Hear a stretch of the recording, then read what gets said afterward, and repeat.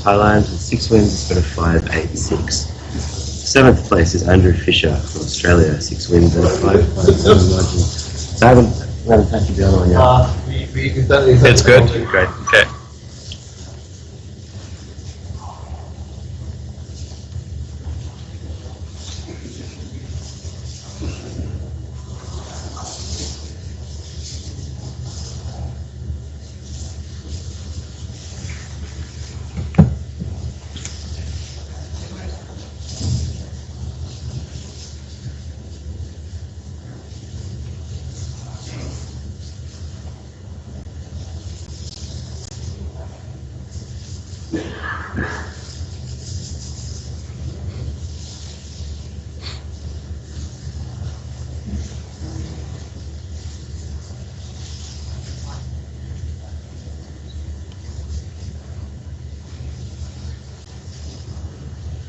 Is the live stream here already?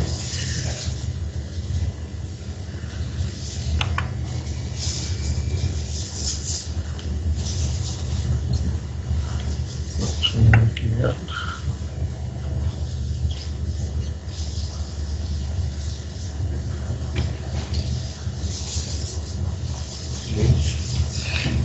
Question for you. I've been trying to do Facebook Live a few times and the network keeps on cutting out when I walk around. Do you know if there's a bandwidth issue or? I think they've reserved most of the bandwidth for this. The light is on. Why is it not showing here? It's not showing as being live. Oh, this is game 9. Okay, I'm sorry. Yeah, I see it's live. But why is it this camera?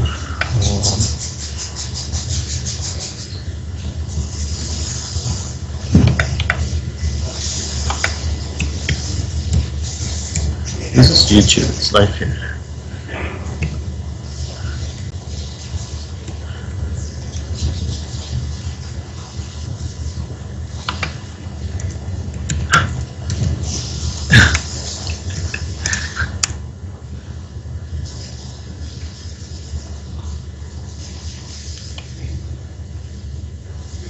That's the live stream. But they changed the name to Causeway Challenge live stream.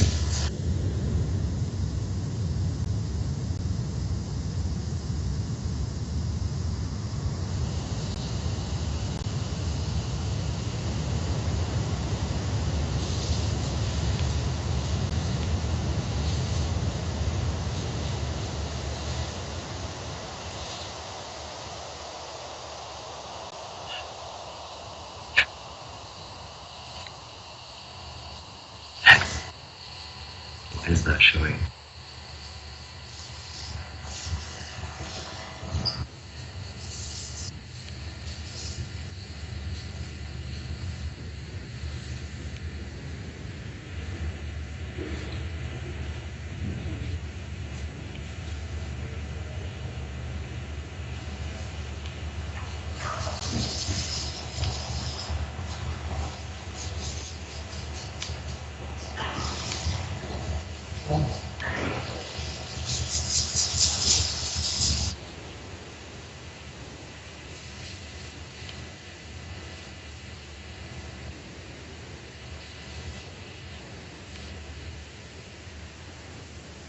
The full board now? Okay, so everything's good? Yeah. Alright. Are we on now? Yeah, you're on. Okay. It is day 2 here at the 2016 Causeway Challenge.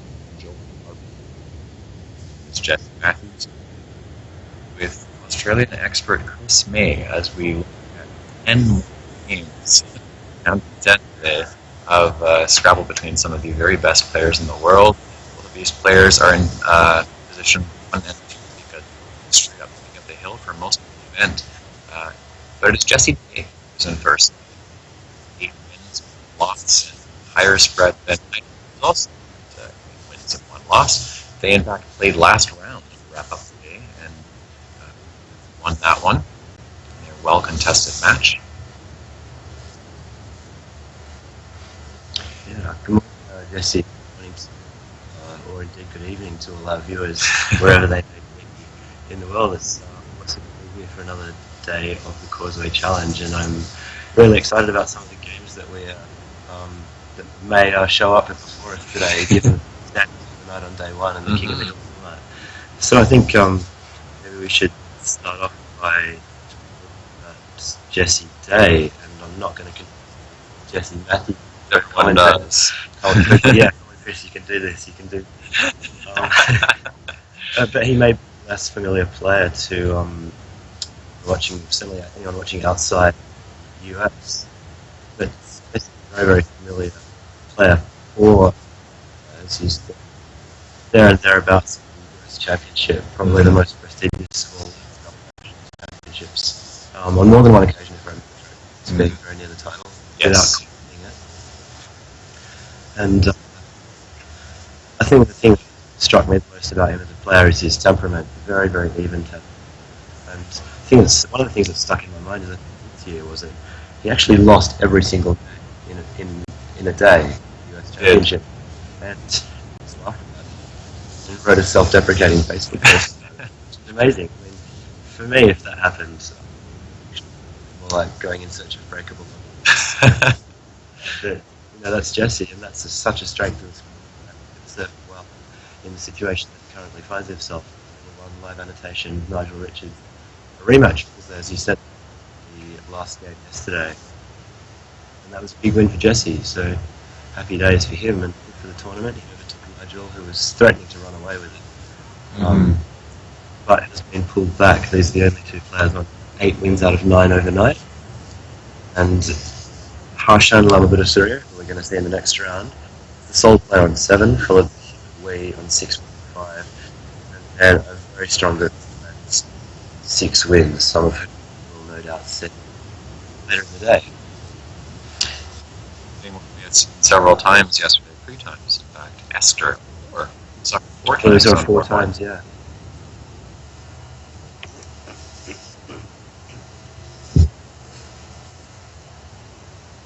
So it looks like a bit of a cagey start for this game, so short open. To clarify for those watching the stream, we are commentating on the same visual feed that you see. So when we have this view of the rack live, we're not able to give you any other information other than what you can see, unfortunately. We await the return to the quack. Positional analysis. There we go. So, what do you make of that, Jesse? You're wanting an S to get out of this one. Yeah. Jesse Matthews is not like Jesse Day, hasn't it? When we are in the same tournament or in the same one, or generally just when we're together, we go by jam and just to make things confusing for people.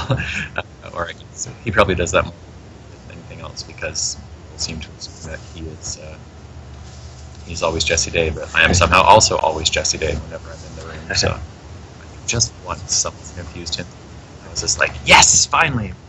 It does not happen very often. As for his back, I'm not seeing a lot of anything that scores. Well, I mean, scores, but positionally it's just so.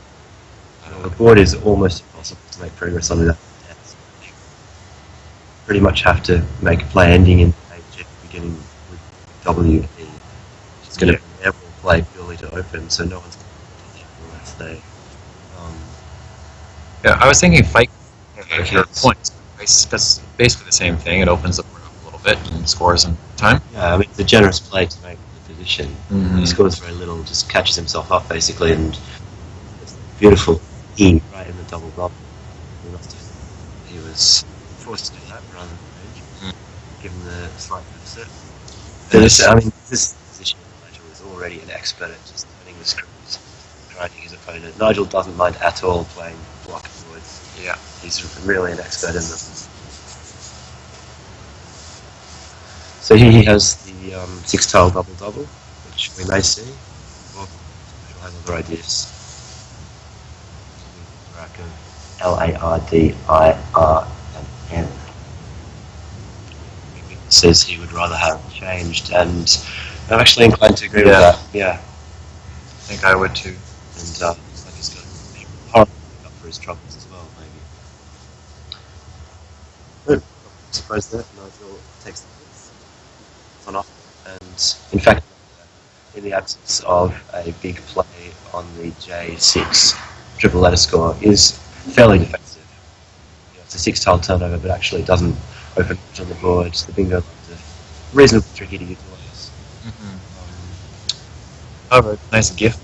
He's going to score some nice cheap points here. Yeah. Layla. And just for those of you watching out there, our producers are experimenting with the 4-camera this round.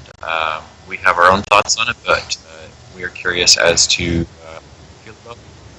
Whether you'd like to see that mixed in more often with the critical view, or if you prefer the critical view and just one camera, switch over to. We are up for suggestions as to what works best. Yeah, definitely keep telling us in the chat, guys. Anything that's tricky about the broadcast, and we'll take it all on board and to improve the coverage. Tell us what you think about Luddy Drainer. Yeah. We've kept the L instead of the M. Is that such a big deal on this board to make it worth using that Jesse was then able to take advantage of? I'm not sure. I'm paranoid with those things. If there is a chance to make it open and say equal difference and leave, I mean, I guess N is probably a better one. And L time, I'd probably just go for Drainer, except that maybe I've lost a bit of equity positionally. It might be better. I think I would have gone for Drainer as well, specifically to avert the threat that, in fact, capitalised on that. You know, Nigel knows best, and he picked up Onerous, so. Yeah. And So now the we've J got is gone, so it doesn't matter. And we have a plan on board now, so that's kind of nice. And we wait to see what Jesse Bradley, that can't be what's showing since he played the J last.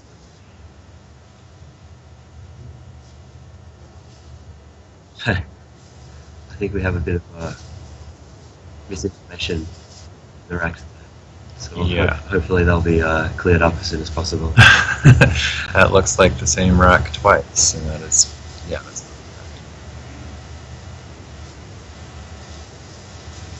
Guys in the here think there must be a mistake. Kind of J. If you could check the rack and update, that would be fantastic. in theory he can't. It could be a very screwed up set, but it's been the same. Did set you of come in here tiles. overnight and stick a couple of extra J's in?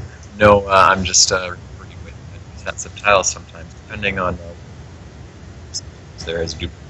So it could have been a duplicate change, but no, that's been the same set. That's been off. Probably just is a mistake. Okay, so it's a G that just holds instead of J. The camera view suggests.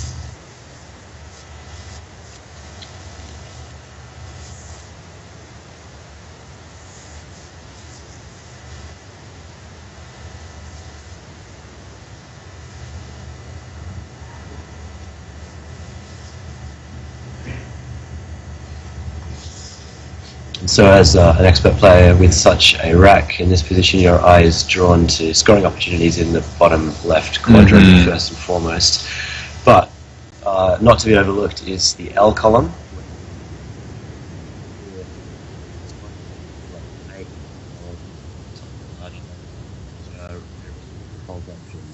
Of course, in the bottom left, excuse me, you always need to second guess your play to make sure it doesn't give away too much counterplay.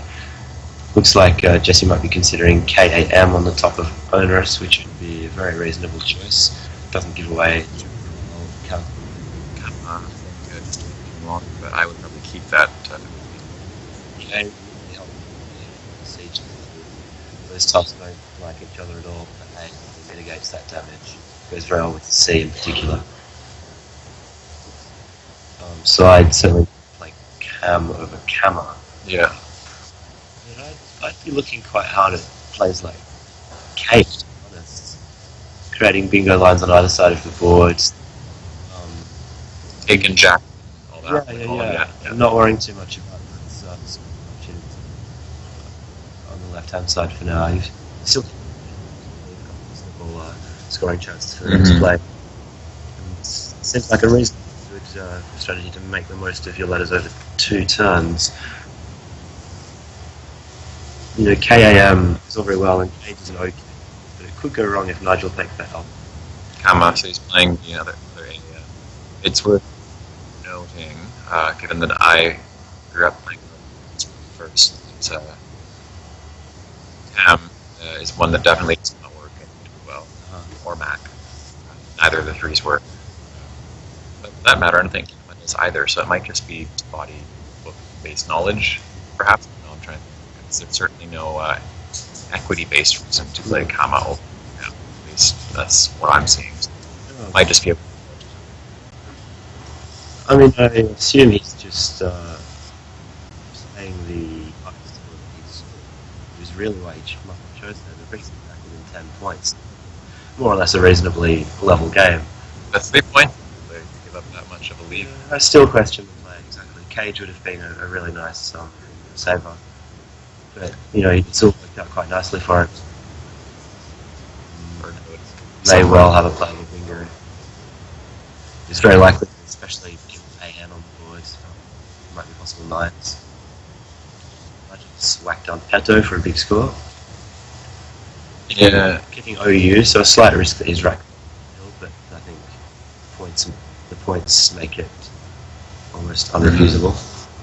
And Nietzsche, we were saying earlier that Cake is the largest considerable option as well, certainly. Not sure how that sims up the top of our heads, but... And we should say, and we'll probably keep reiterating through the course of it, using Crackle to play find in these positions, so we are very lucky with plays to chime in or miss. Mm-hmm. We're also trying to test out as well here as we watch and see how well we do with I know that I have very limited abilities, so I'm just going to happily test those if you want. Okay, Craig, thank you for the feedback. In the studio, if you're listening, the sound is in and out. It goes between inaudible and then suddenly very loud, back and forth, all within seconds. So we're going to need to look into that to make the sound consistent.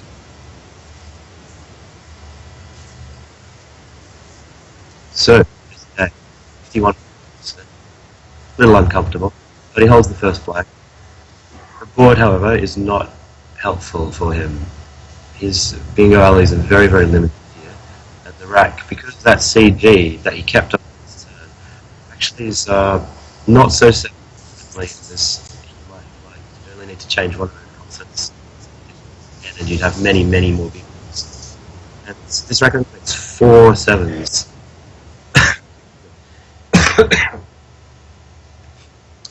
4 7s as far as I can tell, and I don't think he can play in the quite tricky bingo alley that's available. It's going to have to work out what the best play is here to not allow Nigel to run away with the scoring lead, but maximise his chances of capitalising on that blank race. And he's doing a very, very sensible thing. Playing horizontally, perpendicular to the existing tiles, creating floaters,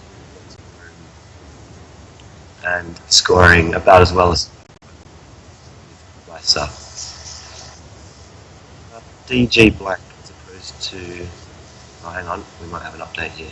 I was about to say, I would have definitely Yeah. keeping the DR, which go very, very nicely together. I think the R goes as well. There's basically any other consonant except an E. So I fully endorse that move from Jesse, and I'm actually quite impressed that the step in the playable bingo so far. It would have taken a bit longer, I think. And Jesse's drudgery from the D and dice. Very nicely done. Oh, thank you. Yeah, I would expect him to find it too. I would think so. Oh, that's a very, very nice, spot. And Nigel, Yeah. off with a quite awkward OU previous move. He's kind of playing a penalty. There he goes. Very bingo.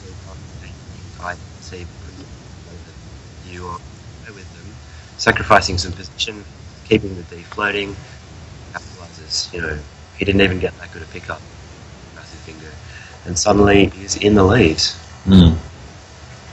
So that's a pair of moves by Jesse to sort himself out after the comer, which I think I still question slightly. You can't say it's a mistake. It was a very good choice. So, sudden, Nigel was looking at the deficit that Jesse previously had. He's shaping up an excellent game. Ooh, and look at those hot goodies that Nigel pulled out. Wow. Immediately I'm looking for scoring. It's something like queen at n6 for him on the next turn will score.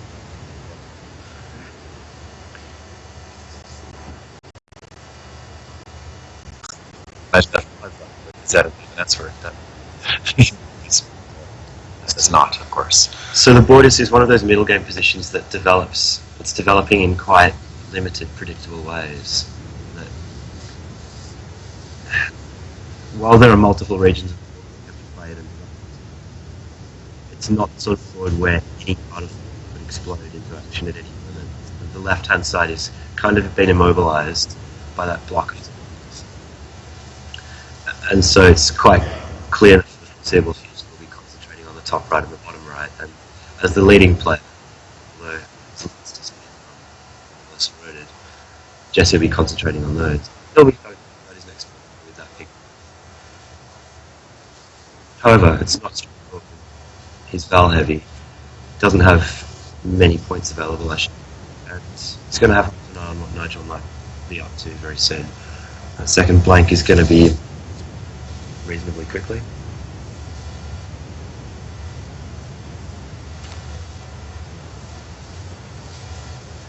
Play like N8, leaping out as a sort of default, paralleling that Q in the O column.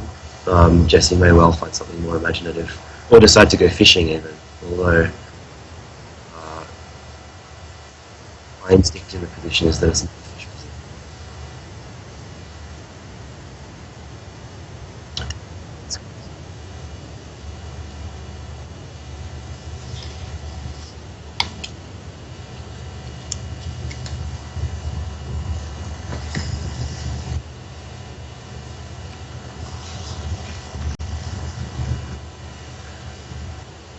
I think this move is well worth a few minutes of Jesse's time.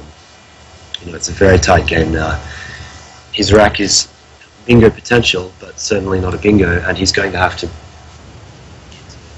make sure he bingos soon, given the state of the board and that wire is doing at any minute he's for him, whereas it gives Nigel a ton of possibilities from Jesse's. He may want to take that E out, but he won't get any points for doing it. So he's got a lot to think about here. Yeah, the trouble, of course, is that he's not going to score well. If he were to blow up his rack, he's still not going to score well. So it's one of those situations where it looks terrible to play two tiles. When you think about it, it's probably, it is the right choice. It's a matter of what to where. You think so? I don't know. Or I'm just I thinking still think NA. No? I guess going for as much turnover as possible. Yeah. I guess it's not as obviously a fish as this. He's not fishing with 4 tiles. I'm not sure that it is a fish. I just. Oh, this isn't. Yeah, absolutely. 2 would be. Yeah, 2 would be, and it would be a good fish, frankly. It would. Because of the board. Yeah.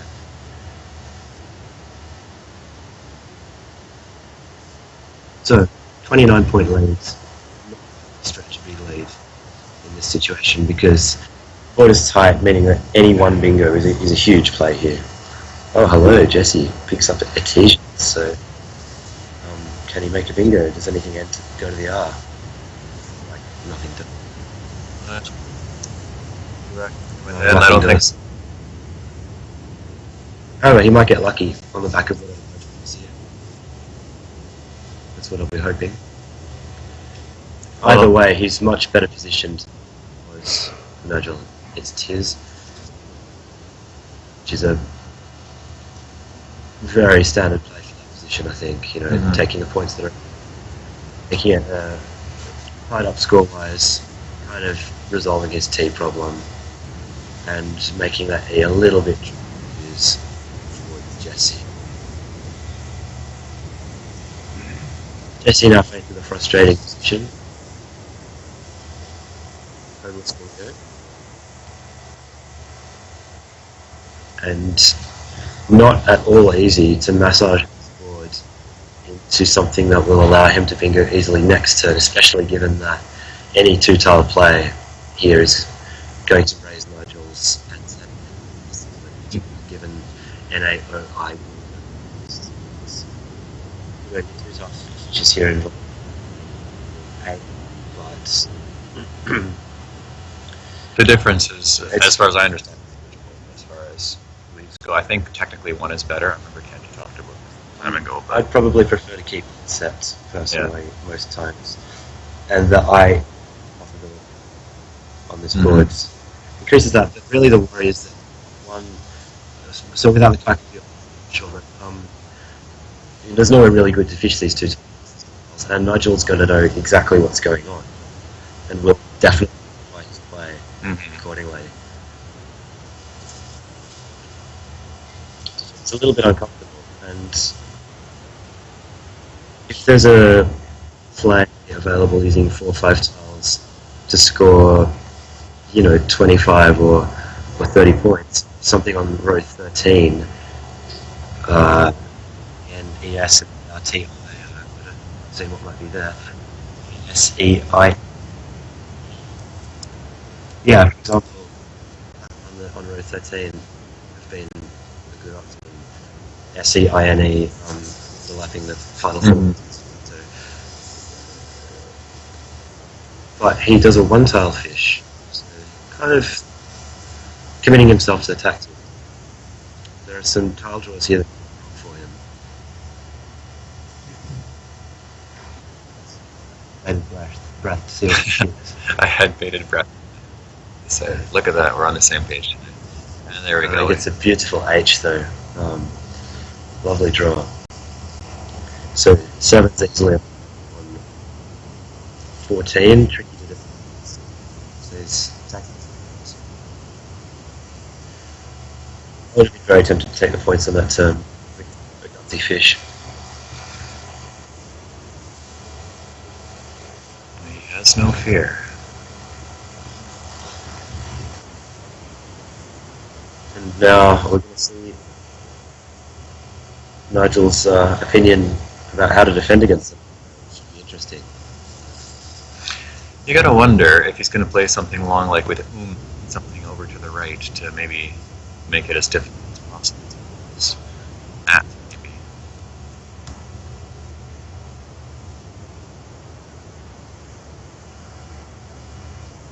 Tell us what you think Nigel should do.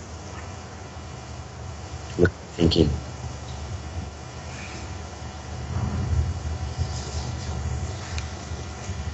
I'd be very tempted to play row 4 or something like that.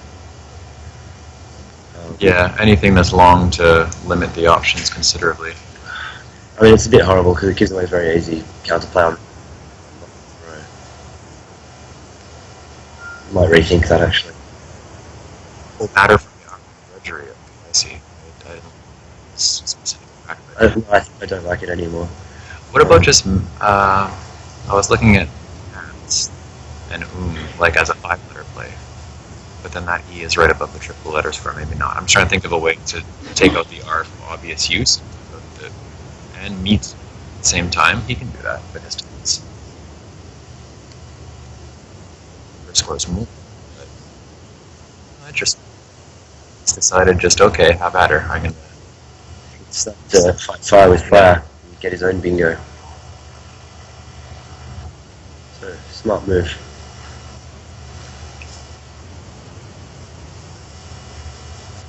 So he's not lucky at all. Just bring it on. Nigel thinks that there's a few bingos left for him as well. So I think Jesse has a straight choice here between Sthenia and Shaitan. But he now has a choice of where to play him. It's not his panties in a twist.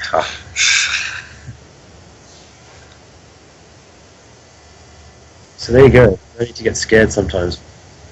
It's not all about defense. You can counter-attack. Exactly. You had no good defensive play, so why try and defend at all? That's fair. Just play your own. He knew he was a big chance of picking a 7. He's gone for Sthenia on.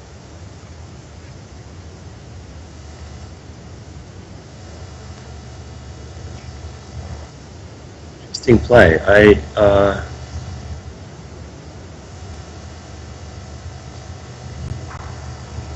guess that's the highest scoring option, is it? Is it better than taking the double word score? I believe so. Hello, Chris Life. I'm just laughing at your comment. That's great. Nigel had 3 unseen assets playing. So he knew full well that he had a big chance of 7. I'm wondering about that Sthenia play. I'm not quite sure why he wouldn't have played from 4D there, to be honest. Sthenia gives Nigel kind of not only those top 9 but counter 15 if he doesn't have a bingo, whereas playing from 4D, Nigel's bingo options, say he was 15, that would have given Jesse counterplay. Yeah, I'm very curious about that Sthenia choice. Tell us what you think about it. I'm wondering if perhaps his logic was to make things less. I don't know, I'm trying to think of as far as keeping the board open by playing in the bottom. If there is any bonus, it's still going to be open just like it is now. Simply another one should he draw one, and he certainly has with his rack. So I'm wondering if maybe he's thinking long term that playing on the bottom just would keep him from load quite so easily. I don't know. I just can't think of any particular reason. But in any case, let's see. Which one? Suddenly we're in almost at the end game, so Jesse needs to do some calculating because even though he has clearly got a bingo, there's only 6 tiles in the back that he needs to be sure before playing anything that the bingo will result in a winning end game for him. The pool is ugly. I see it from Jesse's point of view as being BBD, EHIILLN, V, and X, and it's hard to imagine that bingos will be abundant, Nigel, if Jesse plays from 4D, which is the obvious place to play.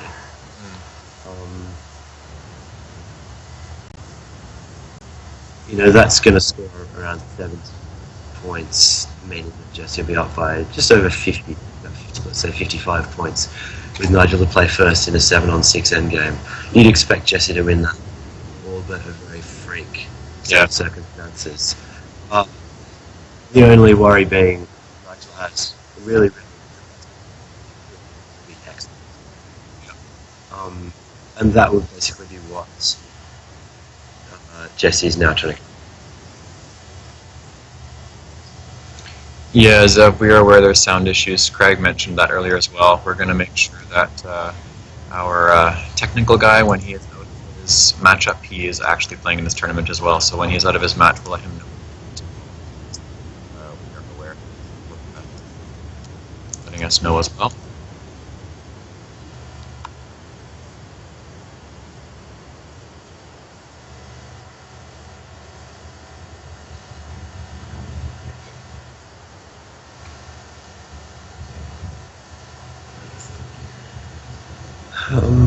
Just trying to find any kind of scenario in which Jesse doesn't win. Is there something on using the exit 13i that creates big problems?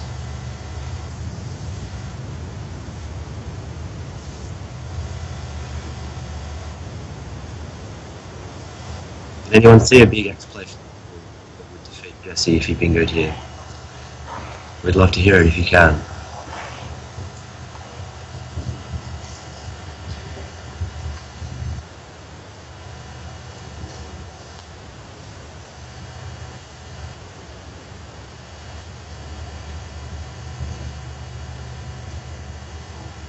You might be worried about something like, XU and Blythe for a big score. Blythe plays for a big score in 2 places on this board, and XU also plays for a big score in 2 places. So he does have that. Maybe such it's a bingo. It's if there are racks that beat a bingo may yet still be the best play, because the bottom of the board is no longer very easy to bingo on, and the rack has a lot of pitfalls. That's the dip board, I should say. Has a lot of pitfalls in it, sort of B's. It's 2 B's. He's not going to want to pull those issues. Nigel's got a bit of a lead, and we'll have a lot to say about row 4 if Jesse doesn't take it right now for a bingo. So there's pressure on him. My suggestion is he'll end up bingoing. I think he will. He's going to know that.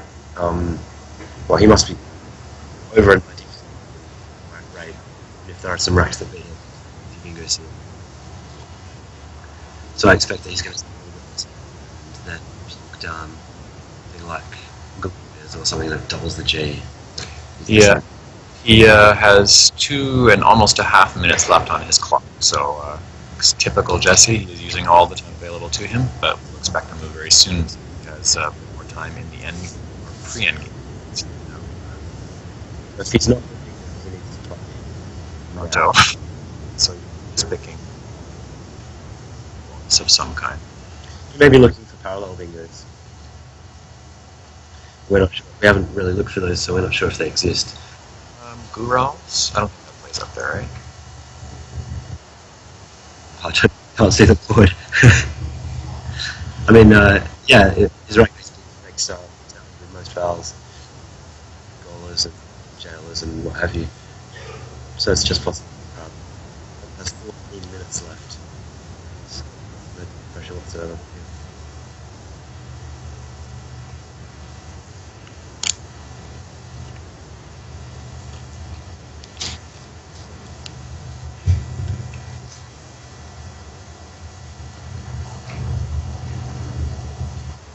Jesse shifting in his seat. Suspect that he knows in his heart what he's going to play, but he's just not completely sure that he has a win from it. Yeah, he's designated the blank, so coming down. So, yeah. So he's maximising his points with a bingo, which is probably a smart option. One nice thing that play does is it knocks out high-scoring 5-letter plays from A1, which is kind of what I was looking at with the Blythe XU. Yeah. And this looks like a cold win, what Nigel actually has. So looks like. I'm trying to think of what else he would do besides. I was not sure to. I just say it as opposed to cheat or whatever it is, but XI, XIS, something like that. XI and blind. I think he has GL as well. Forgetting that. But I think Jesse's very safe here. He'll be fine. He'll have bug from A1 down, or if that's not there, then rule at 13G with the 4 letters. Easily enough points to defend the lead. So Nigel, blind. XI plays 5 points up on top, and presumably there's a second up play somewhere else. And it's Jesse will have no, he basically doesn't do anything valid. GH puts this away. I think the only thing you could do to lose here is flinning. It's happened before. We've all done it. Yeah. Not quite sure if it's better for it to defend against the highest scoring XI.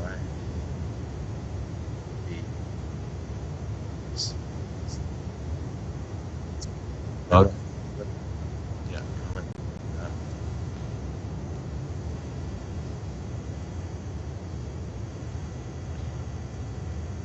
So back-to-back wins for Jesse Day over Nigel Richards Well in done. Causeway 2016. Very good. Not many of us have done that in tournament play. Well, I certainly haven't. Just beating him is nice I think I've enough. had but back-to-back losses. Yeah. The losses, yeah. I think we've been there. That's nothing. Oh, he played hub. Okay, so he blocked up there. Up to block Nigel's best out.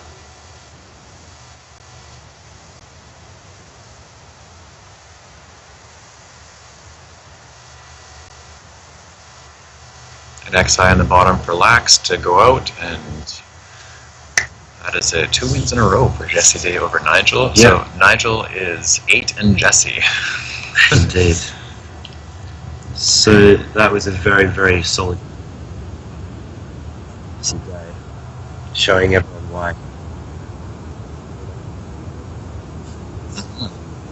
Beautiful little drug, which took him no time at all to speed instantly as well. Talking about Gloria's right now and their post-mortem, so it's... I thought we saw some very interesting play before the board exploded with those late bingos. Particularly Jesse's decision to fish with meat and Nigel's counterplay of Everton, one of probably the most instructive moves in the game. Yeah. Counter-attack. And aside from that, that's question marks over Jesse's play of Kama, keeping CEG, and Nigel's decision to play Ladia as opposed to Drainer very early on.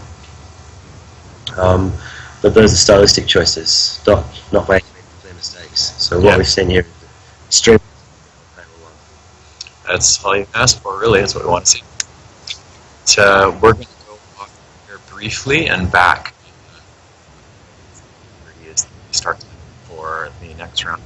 Yep, about 12 minutes. The game that we'll be watching is Jesse Day, the UK's Surya, who has not yet made it to the top table, so we'll be very much looking forward to seeing him in action. Fresh faces, absolutely. So we're going to be back in about 12 minutes. Until then, Jesse Matthews, Chris May signing off from Joe.